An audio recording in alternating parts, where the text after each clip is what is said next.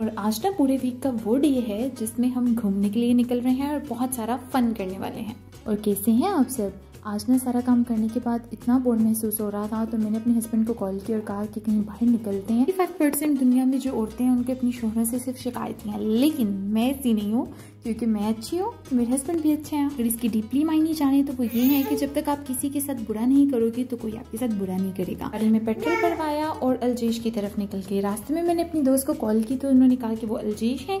हमने कहा आज तो उनकी चोरी पकड़ी जानी है, हमने अलजेश पहुंच जाना है। हमने अचानक जाके सरप्राइज देना है, लेकिन अलजेश जाके तो कुछ भी नहीं था देखने वाला। हम वहाँ से उनको ढूंढते ढूंढते निकल गए बलाई। हमें पूरी उम्मीद थी कि वो हमें बलाई मिल जाएंगे और हम उनको जाके अचानक से सरप्राइज देंगे, लेकिन वो बलाई में भी नज़र नहीं आए।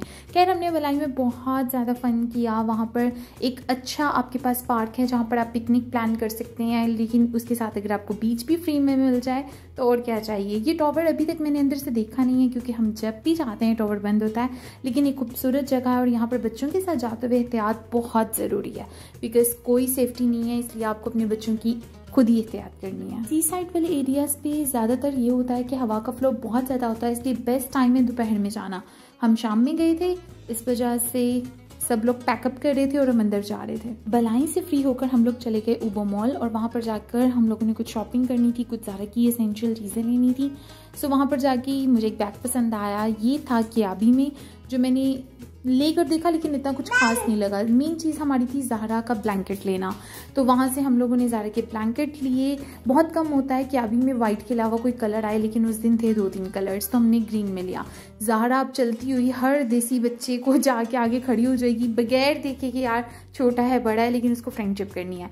जब ज़ारा पैदा हुई थी हमने उसको ये रोम्पर्स इतने पहनाए थे, और अगर आपका न्यूबॉर्न बेबी होने वाला है या हो चुका है, जब तक वो 6 मंथ का नहीं हो जाता, तो उसको ये बेस्ट ऑप्शन है। ये रोम्पर्स की जो 4 यूरो में बहुत कम, साल में शायद सिर्फ 2 दफ़ा लगते हैं, वरना इसकी एक्चुअल प्राइस 10 यूरो है और ये बहुत बच्चों को क्यूट लगते हैं।